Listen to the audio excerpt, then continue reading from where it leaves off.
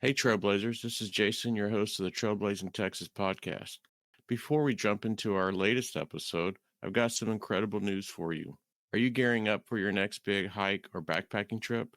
Well, we at Trailblazing Texas podcast have partnered up with Trekker Joe's, the ultimate Texas outfitter, to bring you something I feel absolutely special. Listeners, you of the Trailblazing Texas podcast can now get a one-time 15% off their gear purchases at Trekker Joe's. That's right, whether you're a first-time customer at Trekker Joe's or a repeat customer like me, you can save big and hit the trails well prepared. So upon checkout, use code TTP15 to claim your 15% discount and in the process support an amazing local Texas business. So happy trails, and don't forget to tell your hiking buddies. Now on with the episode. Welcome to the Trailblazing Texas podcast, where we embark on a journey through our diverse Texas landscapes and breathtaking trails while always engaging with our amazing Texas hiking community. So settle in, tighten up those bootlaces, and get ready for the thrilling tales awaiting for you on this episode.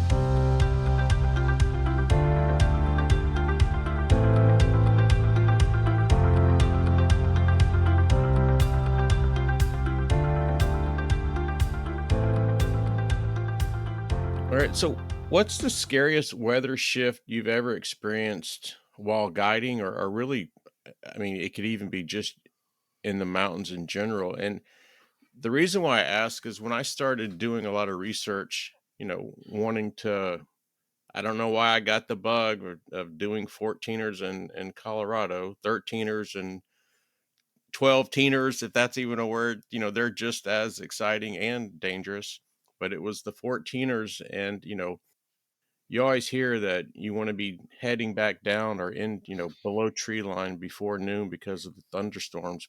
What you're doing, I'm sure you're worried a lot more about, other things than just thunderstorms, that there's a whole. Slew of other things that can go.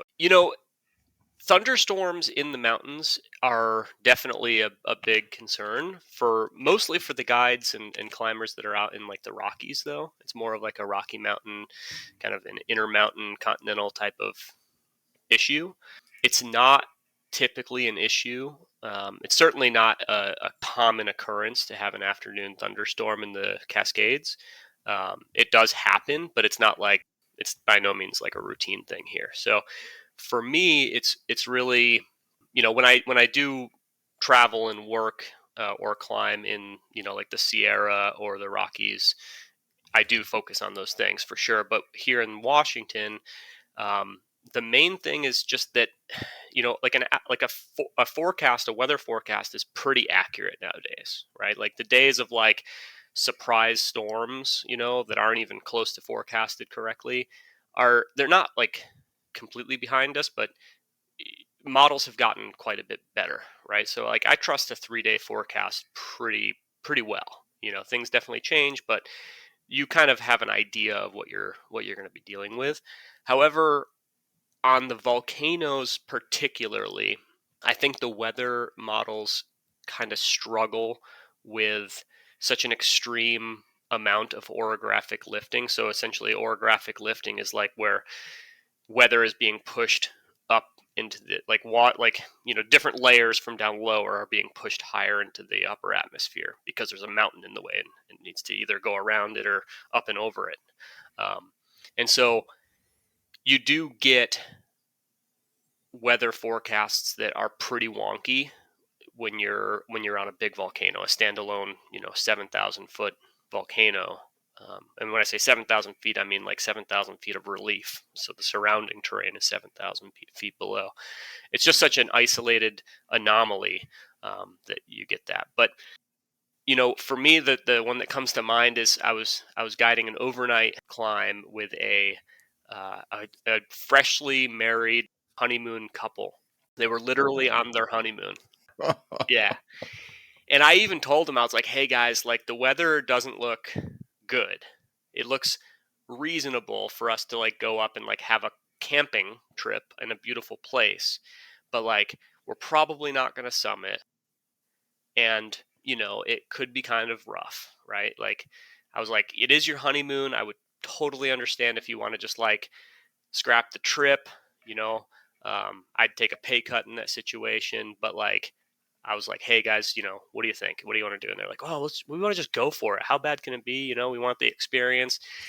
And so, How bad can it be? yeah, the classic, right? And it was really bad, like so incredibly bad actually that um, it was snowing. It was like late June. Actually, I think it might have been early June, but it was snowing really badly. And I was in a small two-person tent on my own. They were in like a more robust three-person mountaineering tent, proper tent for the conditions. Um, but the snow was piling up on our tents at such a rate that I was getting kind of concerned that I would essentially asphyxiate in my tent because it was being buried. So I set an alarm to go off for every hour. So I would just like lay in bed for an hour, try and get a little bit of sleep, and then my alarm would go off and wake me up, and I would open up my tent and essentially go outside and dig out my tent, which definitely needed to be dug out. And I dig out my client's tent a little bit, and then finally at like 5 o'clock in the morning, I just gave up on my tent. I just abandoned it and slept in between. Like they let me into their tent, and I don't know why, but they were just like it just worked out that I was just like in between this honeymooning couple in their tent, sleep. It was just so bad. And then we Oh, woke up in the morning and like it was still pretty bad, so we like packed it all up and went down. But they ended up traveling around and exploring the sites, and I'm sure they have a great story, from it. But pretty bad. Yeah. wow. So, have you ever had to perform an emergency descent? Um, I guess not really like super crazy emergency. The one that comes to mind really that was actually kind of recent. It was actually last season. Um, there was a gentleman that I was guiding that had chest pains, like Oh pretty bad, no. sudden onset chest pain. With exertion, right? And so I was like, I think he was in his like late 40s, early 50s, and I was like, we need to go down for sure. And so I like kind of let the office know what I was dealing with. We kind of like put the next steps in the process of like contacting outside help on like standby. Um, and it ended up resolving once we got back down to camp, and he went and got checked out and everything was actually okay. But yeah, that was kind of an alarming. So, if you kind of look at your tool bag of skills, what is one skill that you think maybe that's more important than others, or that I guess they all can play a part in saving your life, but that what is there that one skill that you think is important for mountaineering? I think just honestly, it's not really like a technical skill. It's just the ability to stay calm under pressure. And a lot of that is tested in the certification process. It's like kind of a big component of it is how you like manage stress. But I've always actually found a weird thing with me is that like the more stressful the actual situation is, the almost like calmer I become. And then like if something's not very stressful and I've got like too much time to think about things and it's like not that stressful, I'm actually kind of anxious. It's like I'm like a backwards person in that way. But um yeah, I would just say it's your ability to remain cool under pressure. That kind of translates across mountaineering, as you've said, and also hiking and backpacking when you get into these situations in the outdoors. There was a book about, and I've talked about this a lot on the podcast.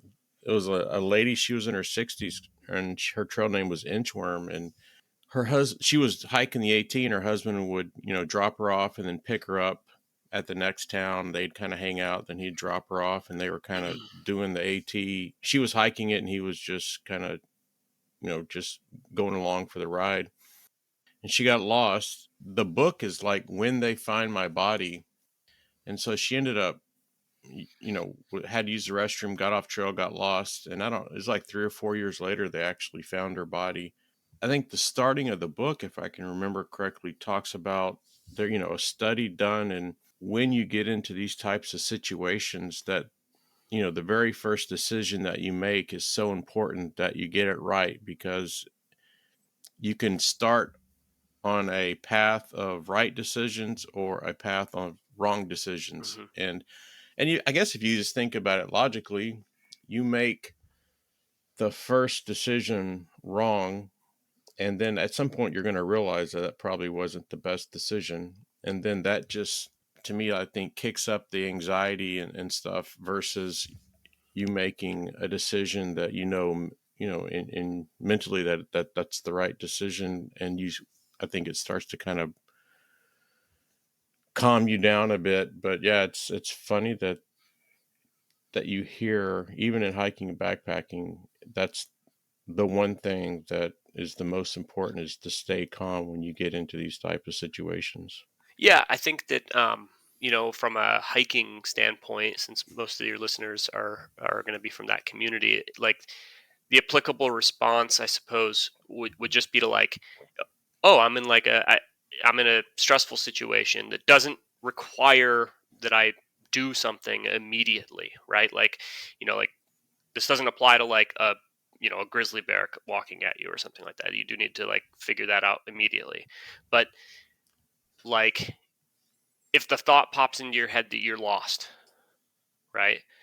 That doesn't require an immediate response, right?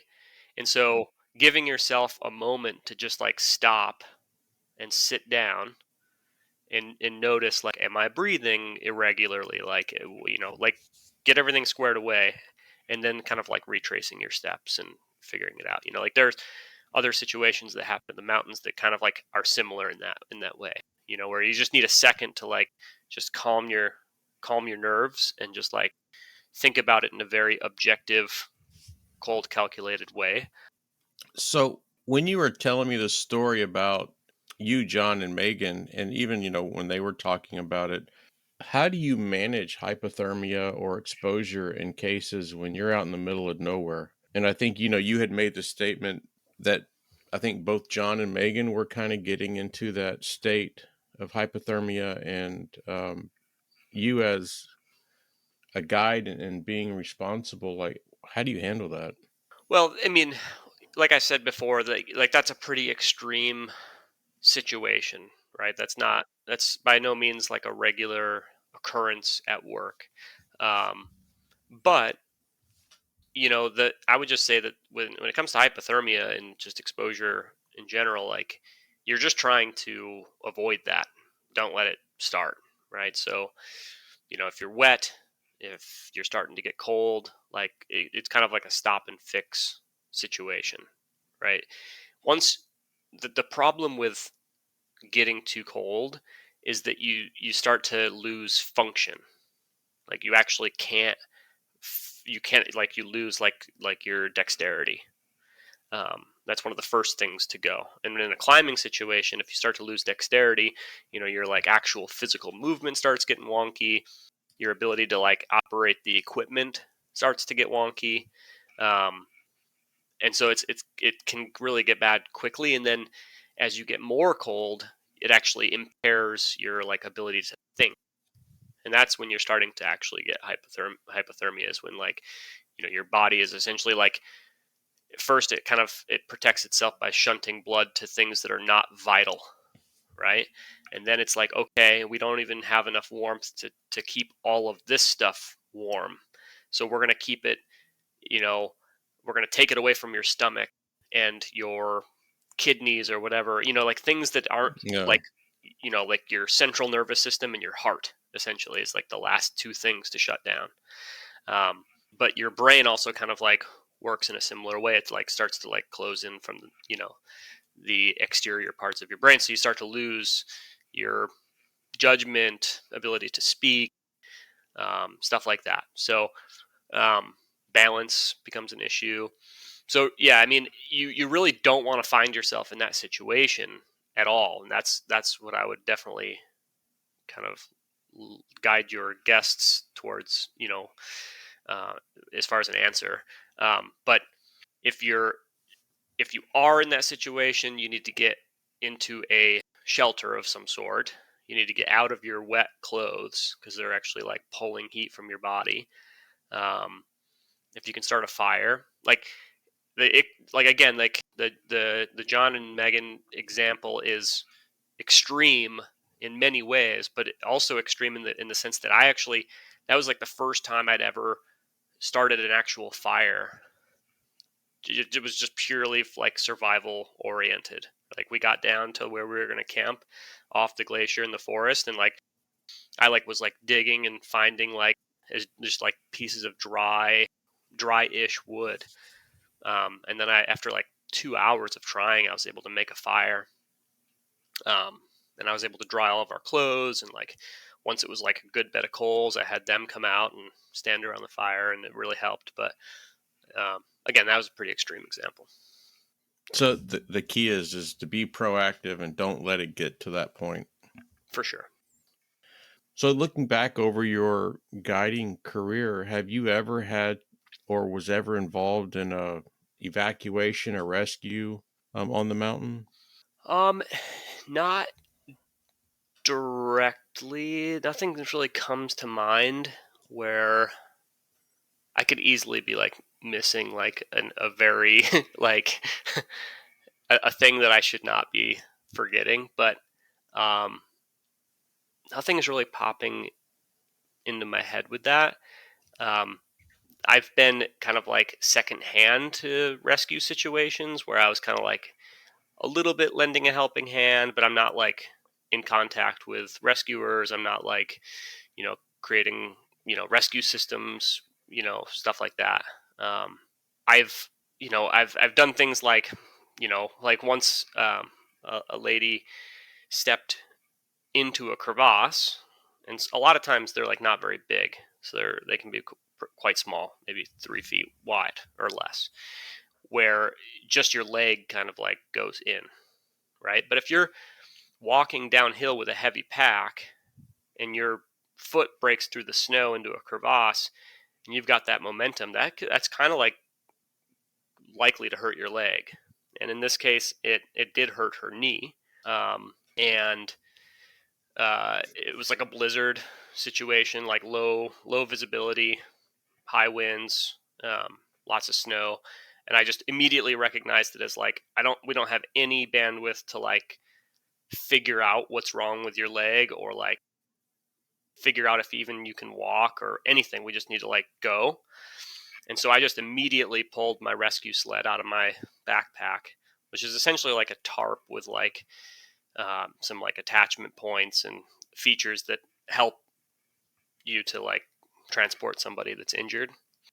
Um, and I just wrapped her up and then came up with some weird way to, because we're on a glacier, so we have to be all separated. So I just like put her in the middle of the rope team on this, in this haul bag, and I just like dragged her for like 4,000 feet down the mountain. So I guess that was like a rescue situation, but I just kind of, I think it might actually be that like when those types of things happen, I do just get pretty calm. And so I might be missing all sorts of crazy things I've been a part of that I like didn't really get too worked up about, if that makes sense. Yeah, absolutely. So what do you think is one mistake that can quickly turn a mountaineering route into a disaster? And the reason why I ask this question is I watch a lot of mountaineering documentaries, and to me, it's always, or it seems like it's always someone pushing that envelope against Mother Nature and weather. Hmm. Oh, we can make this little window, or let's do it. And the weather ends up winning. So what is your opinion on that? Or do you see like there's one mistake that I don't know that other guides or people in the mountains make that more often than not turns the day into a disaster? Yeah, I would agree with you completely on that actually. And I would just expand it to like it's not just weather related. not to get too woo with you here, but like I just genuinely feel that we have a sense. We call it intuition, um, but we have a sense that we have it as humans, and I think we just don't use it, right? So it has essentially become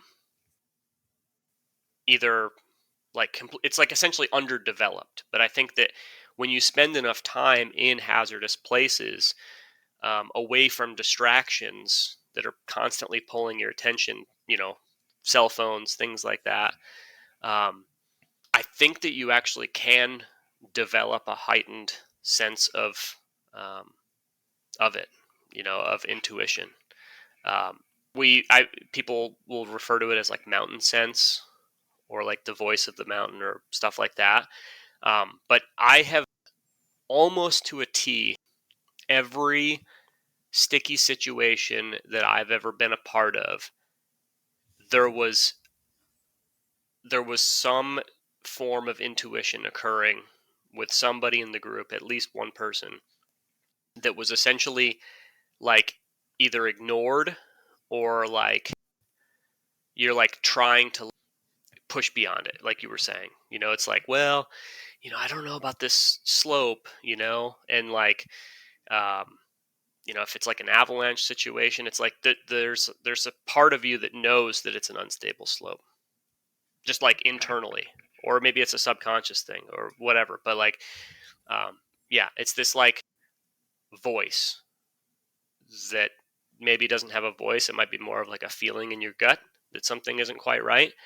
And I would just say that whenever you feel that, you should honor it, or at least ask why you're feeling it. Stop and figure out what it is that you're missing. And that leads to another question that I just now thought about. When that's going on, how often how often are you having the conversations with the client and they're like, no, like they have no experience probably really, and they're like, no, it's summer summit fever, and they're, no, come on, let's do it, let's go. So how do you balance that? Um, I think that like the biggest thing that you can do as a guide, um, to set yourself up for success in managing that type of situation, is just laying down a really solid like expectation, right? Like No. doing a really good job of managing expectations from like, hi, nice to meet you, right? I even include in my like pre-climb briefing, I might turn you around and I don't even necessarily know why. Like I might not be able to tell you why. I might just feel like something's not right and we need to go down. And like, I just include that in the list of things that could turn us around. And I make everyone in the group like verbally agree to like, hey, if Brandon needs to turn me around, we're going to turn around, and like, yeah, it's a tough thing to manage for sure. But you definitely don't want to get into, like, with some clients I've worked with a lot.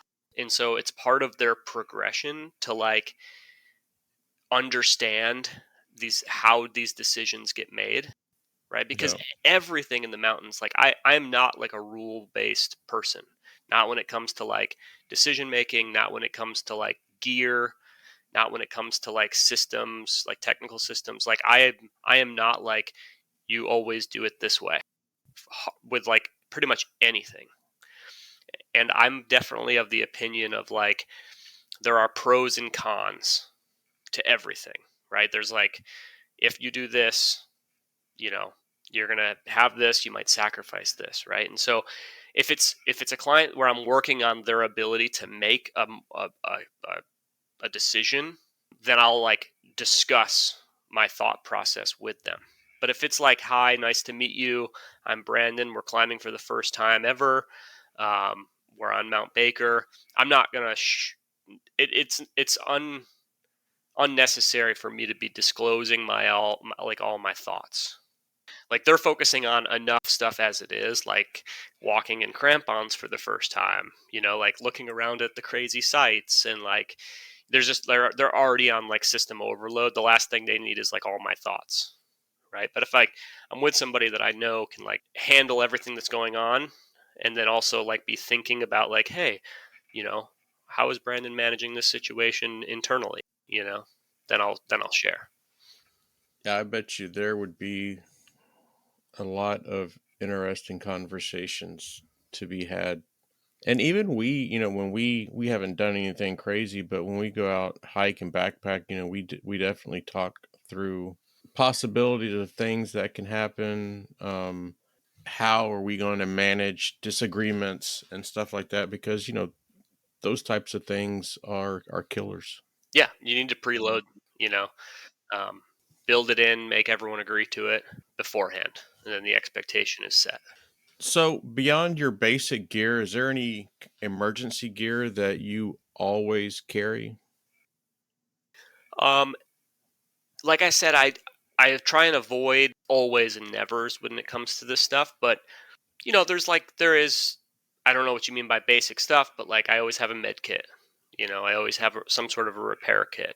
The thing is that all of these items that I bring or potentially leave behind, um, they make adapt to the climb, right? And so you probably experience this with hiking, where it's like, all right, this is going to be a quick day hike. Do I need you know my huge med kit, or could I bring, like, I'm 3 miles from the car, like could I bring like a few band-aids and some a tourniquet and a quick clot or whatever in case I run into somebody who's really in trouble, maybe some epinephrine or something like that. But like like things like my kit is appropriate, or at least I try to make it appropriate for the objective, right? So if you're on like the AT, or some big multi-week thing, that's a different kit than a 3-hour day hike, right?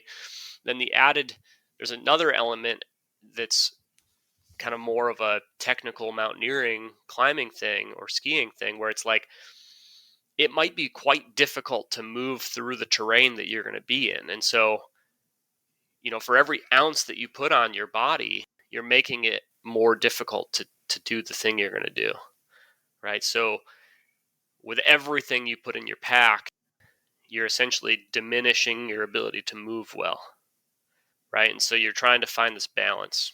That So yeah, I guess that would be my answer, is like really look at your kit and make a conscious decision about whether or not you're going to bring it. And if you're not going to bring it, think about what the consequence of not bringing it is, and be okay with that. And if you can't be okay with it, then it goes back in your pack. Thinking about that question, I always make a joke. I never ever brought a shell. Never, never. Right. Texas, right? Yeah, well, yeah, but in the quads in the wintertime, you have snow, you have 80, 90, 100-mile-an-hour winds, you have hail, sleet, ice, you have it all. And I always just have layers and go, I don't need a shell, I don't need a shell. And then finally Henning taught me into it. He goes, just bring it. And it was a fairly sunny day, probably in the high 20s, low 30s. And I put the shell on, and it was the most magical thing I ever put on in my life. Oh yeah. And it was same thing when I was on Rainier with John, and I should have remembered that. I don't know if you would call it emergency piece of gear that used to never be a part of kind of the basic stuff that I carry, that now it's I don't care if it's 100 degrees. I roll that shell down and throw it in the backpack. Yeah, like in terms of layering, there's the two items that really I have a hard time leaving behind, just because they're so light and they pack so small, are like I have like a really lightweight. Um, it's it's like a wind layer. It's like a windbreaker, but it's like it could help if it was raining a little bit, you know. And like a super light puffy. even if it's like a hot summer trip, because it's just like those two things pack down to like the size of a softball, and they can just live at the bottom of your pack, and they don't weigh anything, right? So yeah, those are two that hardly ever leave my pack. So I was doing some research, and we may be getting into a little controversy. And I'm not talking about COVID or vaccines, but I'm talking about the state of the mountaineering industry. I was absolutely shocked that it would appear, and we'll definitely talk through this, that there does not seem to be any kind of regulation standards. I could right now start a company called JJ's Peak Bagging and start guiding on, I don't know, Mount Rainier. Yeah. And that was shocking. Kind of just to kick this off. And, I definitely don't want to, if there's any questions that I ask that, you would rather just not answer because of controversy or the guiding community, I absolutely respect that. But I just was absolutely shocked. And so, what would you say are the biggest gaps or inconsistencies in how the mountaineering industry handles professional guiding today? Well, you're absolutely right. There are no standardized credentials for what makes a guide in this country, and um, the example that you gave is it's great that you said Rainier, um, because this is kind of a twofold thing. So not only um, would it be possible for you to start a guiding service with no technical expertise at all and still guide technical terrain, um, but but here's the catch: you actually couldn't do it on Rainier, and the reason you couldn't do it on Rainier is because essentially there is a monopoly um, for guiding permits on Rainier. So there are companies that can guide on Rainier, but they essentially the national park won't hand out more permits, at least not in any sort of substantial amount. So it's like there's like a monopoly on some things, and then on the things that there isn't a monopoly on, um, it's just kind of like the Wild West. Wow. Hmm. And so, are there currently any, I don't know, universal or widely accepted standards for becoming a mountaineering guide in the U.S.? I think you have a couple. Um, and I guess is it limited to, what is it, the AMGA and the, what is it, IFM? MGA. Yeah. Yeah. So again, the AMGA is an affiliate of the IFMGA. So the IFMGA is like the International Federation of Mountain Guides Associations. So um, the American Mountain Guides Association is the American affiliate, right? And to my knowledge, it is the only guiding association that is recognized by the IFMGA in the U.S. And I think there have been a few kind of like startups over the years of like people trying to like have another system or have another like platform for that, but the only real like fully fleshed out um, guides association and training certification model is provided by the AMGA. And then in terms of like accepted credentials, typically um, guiding it's man, it's a multifaceted issue in a lot of ways. It it it definitely kind of starts with the land managers. So whether it's the Forest Service, the Park Service, whoever, right? Whatever individual or group of people is in charge of managing X piece of public land, um, they essentially get to decide what the credential that is necessary.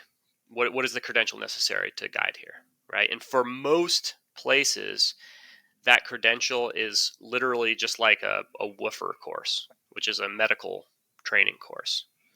It's about a week long process, and you have to recertify that every couple of years, over the course of a couple days. But that has nothing to do at all with technical guiding.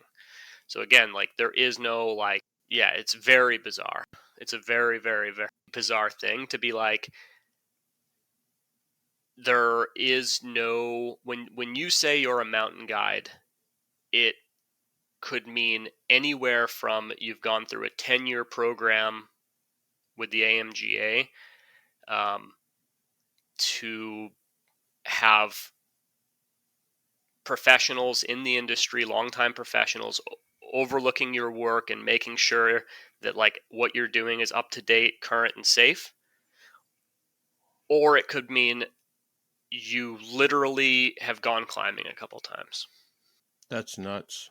It's very, very bizarre. And I think that the average person, when they hire a guide, assumes that it's the first scenario, right? That this person is credentialed, right? Like when you go to a hospital, you're like, you're meeting a doctor and you're like, you don't question whether or not a doctor's a doctor. You're just like, this person says they're a doctor, and they're in the right place, right? You, Or a police officer, or a firefighter, or an airplane pilot, or an or electrician, or a, what is the nail tech?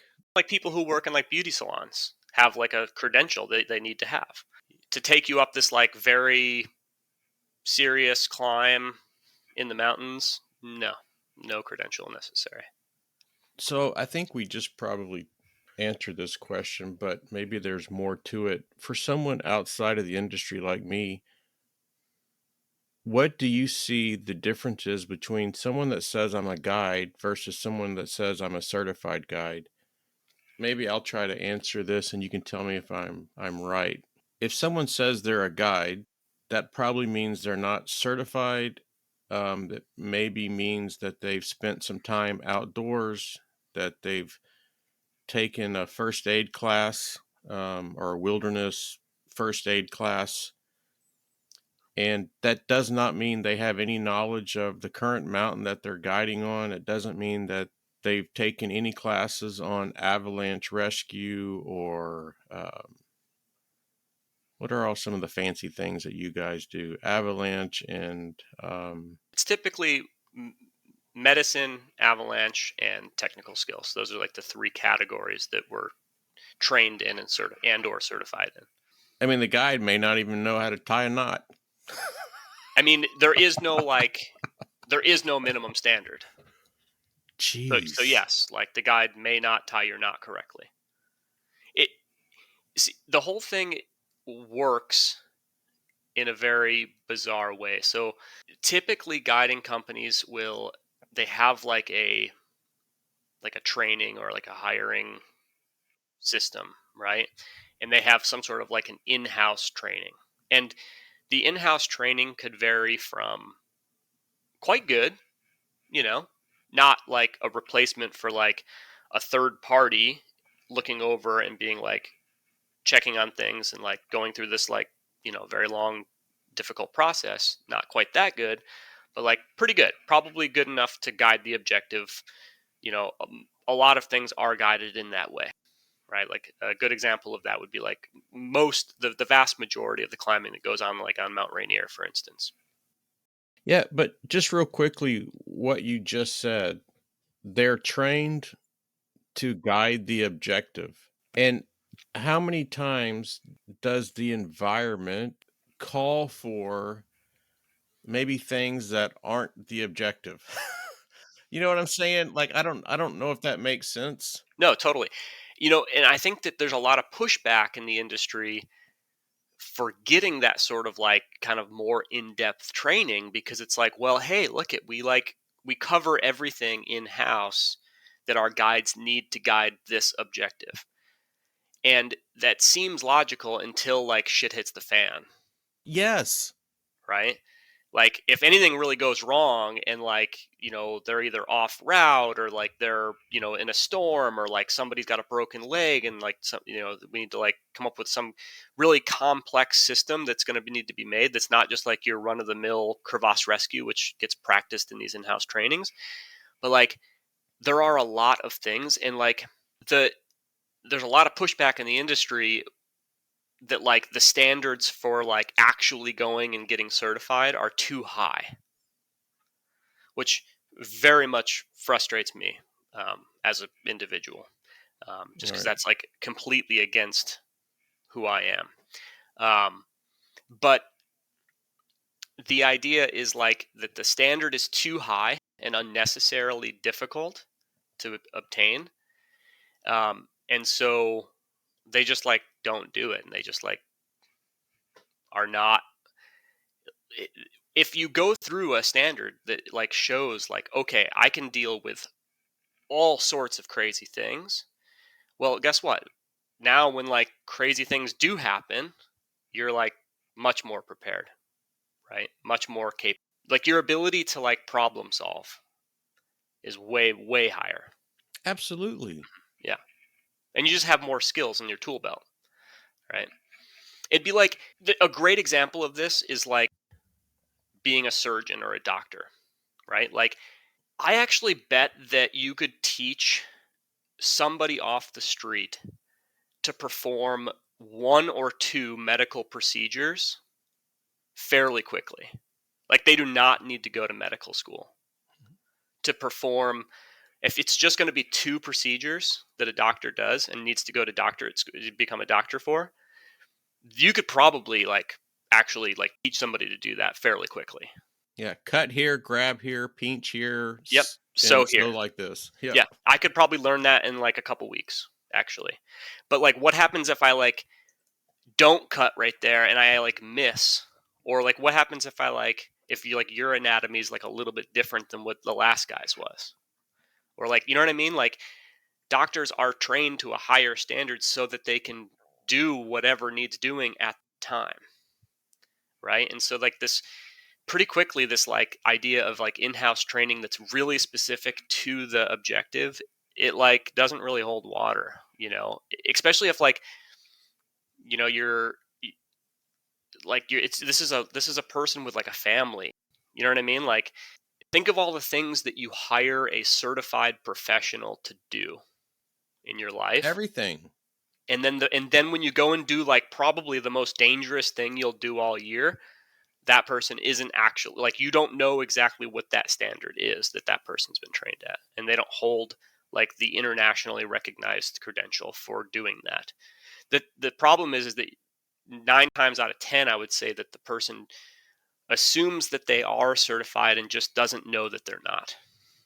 And there are like really tricky like marketing things that get done by the guiding companies that kind of like like cast shadows on the whole thing and make it kind of difficult to understand like what it all is and what it all means. So it's very frustrating.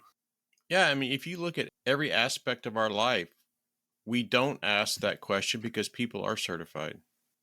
Yeah, there would be like legal, like if you were, an electrician, right? Or you said you're an electrician and you're not, right? And you wire somebody's house incorrectly and the house burns down, like you're screwed, right? Um it it's it's I'm not 100% sure like legally where we're actually at in terms of like like the land manager said all they had to be was this. And so like a guiding company could say like, hey, we met the standard, like the guy like the forest service said like that our guides needed to be like a woofer and have like the first level avalanche course, right, that is intended for like casual recreational skiers and backcountry travelers, right? But I do think, man, I would have a hard, I think that if a person got injured on a climbing trip and you had a savvy lawyer and your guide wasn't certified or like trained to be guiding by the AMGA in the terrain that you're in, Whew, I think a savvy lawyer would kind of run away with that. And all they need to do is go back and look at all the marketing. Yeah, What's the perception that they're putting out to the public? yeah, yeah, and there's weird things with that too, but And so I'm going to answer this question because I'm the public and you're the certified guide. Next question, do you think there's a misconception among the public that all guides have a certification? Yes. absolutely. I don't know that there's that's what I'm going to do tomorrow at work when I have my teams call and I have all my all my developers and BAs. I'm going to ask them individually, and I'm going to let you know the. Please, yeah. I'd be I'd be fascinated to know like what percentage of people would assume, you know, and just so you know, and everyone, all the listeners know, like, so the AMGA has, so I'm a full mountain guide, is what they'll refer to me as, because I'm certified in all three disciplines, right? So rock, ski, and alpine. So they refer to me as a, overseas, they might call me a full guide, a mountain guide, or just in some countries, just guide. Because if you don't have my credential in like a place like France, then you're not even like you can't do anything, right? But in the US, we actually have like a discipline system. So it's like the rock ski and the alpine each have their own certification process. So like there's a lot of really great guides in America that are not full guides or mountain guides. They're rock guides, or they're certified rock guides, or they're certified ski guides, or they're certified alpine guides, right? And that's what they like doing, and that's what they're good at doing, and that's all they care about doing, so they're just certified in the thing that they do, which is completely fine. If they don't have any plans to go to France, then you don't need to have your full guide done, right? And so like, you know if you just like taking people rock climbing, there's no reason for you to be a ski guide. And so I would urge somebody hiring a guide to be like, okay, I get that you are a rock guide. Are you a certified rock guide with the AMGA? Is the question you would want to ask. And if they are a certified rock guide in the AMGA, they should be able to show some sort of proof, or the company should be able to provide you to, like, hey, this is who we're going to send you out with. You can see their bio on the website at this link. This is who you'll be going out with, and you'll see it on the site. Yeah, for sure. And so this kind of all leads to the next question. Have you, in your years of guiding, encountered situations where the in-house training or the lack of well, okay, I'm not going to say it's not a lack of proper training. As you said, they train for the objective. So where that wasn't enough or the oversight put people at risk? Absolutely. Like, I would say that happens on a regular basis. And it takes two forms. There's like the really obvious, like crazy version where it's like, holy cow, someone is like imminently, there is some crazy shit going on over there.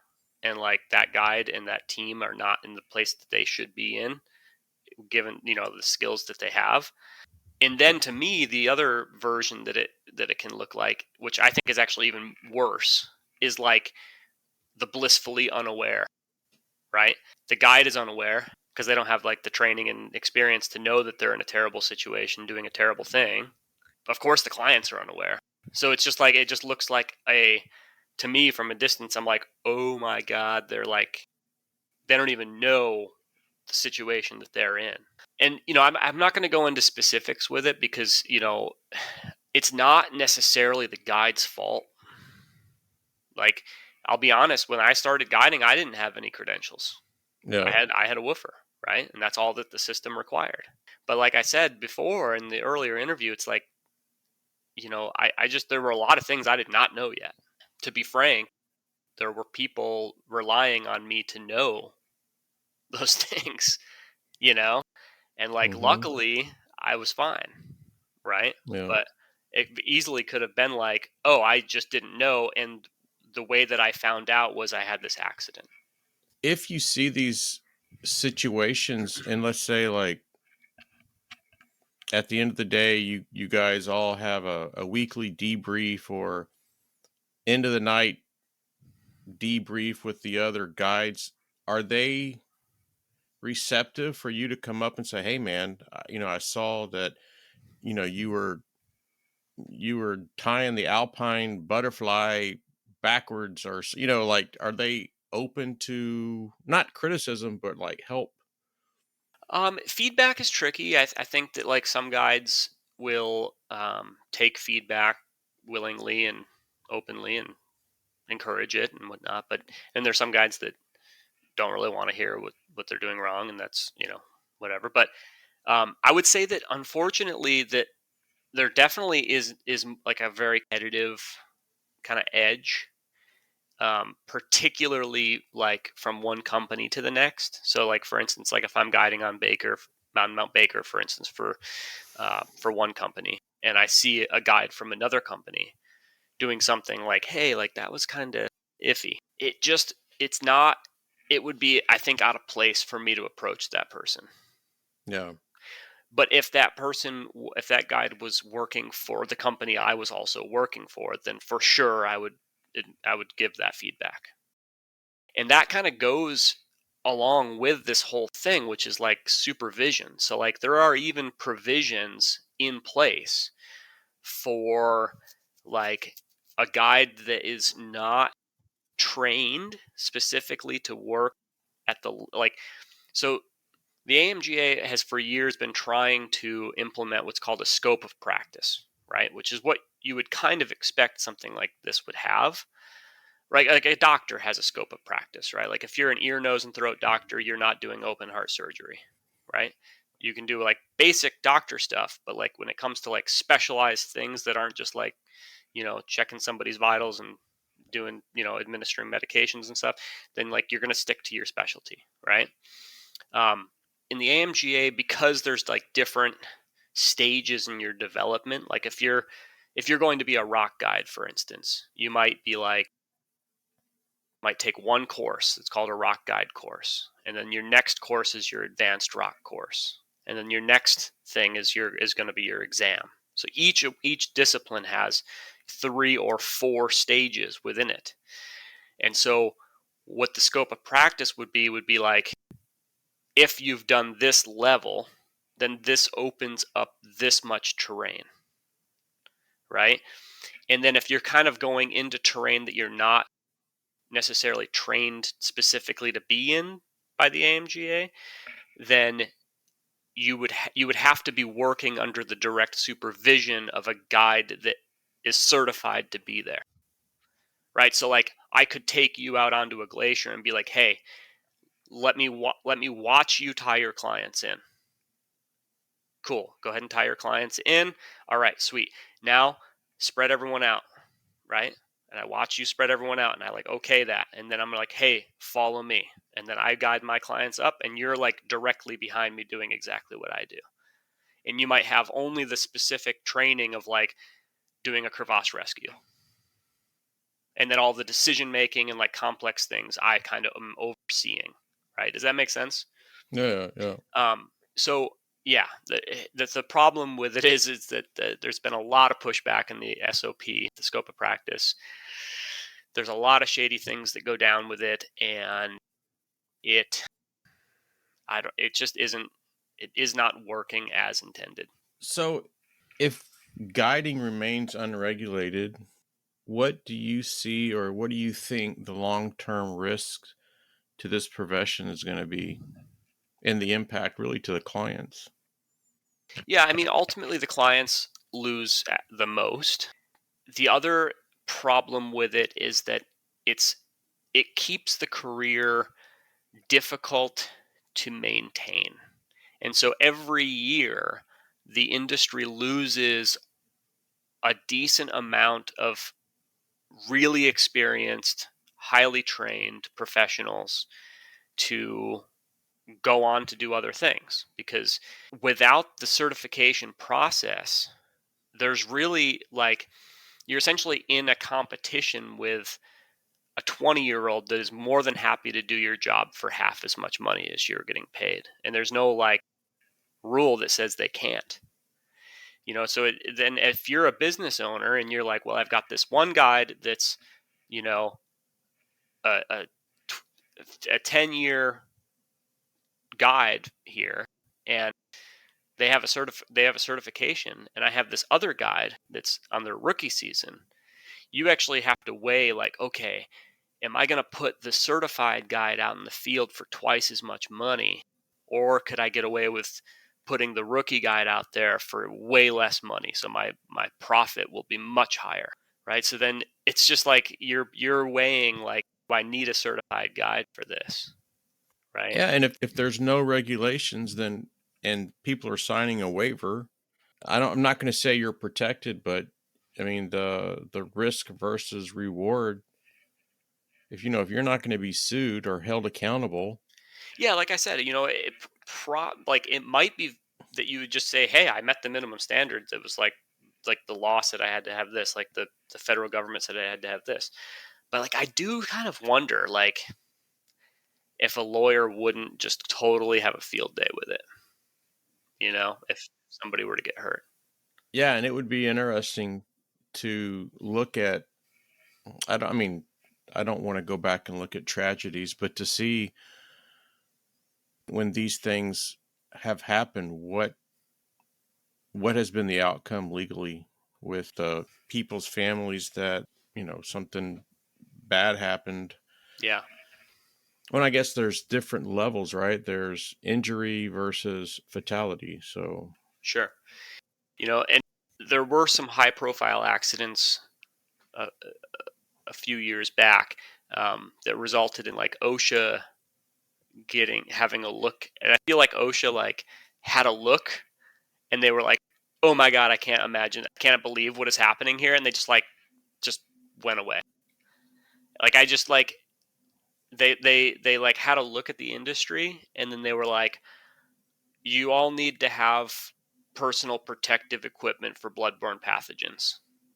And that was like the outcome of like a tragic accident that had nothing to do with that. Right now, to believe it or not, there's like a debate going on in the guiding community as to like whether or not guides are even working within the bounds of basic like employment law, right? So like if you're a guide and you're working in the field, how many hours did you work that day? they put limits on truck drivers. Well, sure, but like if I were to say, "Hey, I need you to go out in the field and work this trip. You're going to meet the client at 7 a.m. Hmm. and you're going to get up to camp, and you're going to set up camp up there, and you're going to sleep up there in case anything happens," right? Because the client could easily wake up in the middle of the night and be like, "Hey, I'm having a problem. I need you to help." And then you're going to like climb the next day. How many hours would you say that you worked that day? Yeah, it would be every hour that I'm doing something. And think about it. If I'm sleeping, I'm still on call. Absolutely. Like I would argue that literally every hour, every minute that you are from like the trailhead. I mean, honestly, like there's some like preparing your equipment and everything even before you get to the trailhead, but like at a bare minimum, like from the trailhead to like the trailhead, that's like all of your hours worked, Yeah. right? There's of course, some like shady interpretations, and like, it's just like if you ask a layperson, like, what do you think? It's pretty unanimous, like, oh yeah, that's this. But like as soon as it like is talked about in the guiding industry, it's like, well, and it's just like like here's what I ultimately think the problem is there's a lot of guides that they're just happy with the status quo, and they don't really need the industry to evolve to like make a living. Yeah. They just like the fact that they make a little extra cash, working a few trips here and there, and like they don't need it to change because they don't need it for a living. It's like you've got a decent amount of guides that are like that, and then you've got a decent amount of guides that are brand new to the game, and they're like, please give me any work that is available, and I will do it for $150 a day. And so, what do you think? the reaction would be from the guiding community if the government came in and because every state has different labor laws, but I think if the government came in and said this is the baseline that everybody's going to have to follow, and then of course there will be for every state that people are guiding in, maybe specific items for that state. What do you think the reaction would be from, in general, from the guiding community? Because usually when the government steps in, everybody's like, "Oh, don't tell me what to do." Yeah.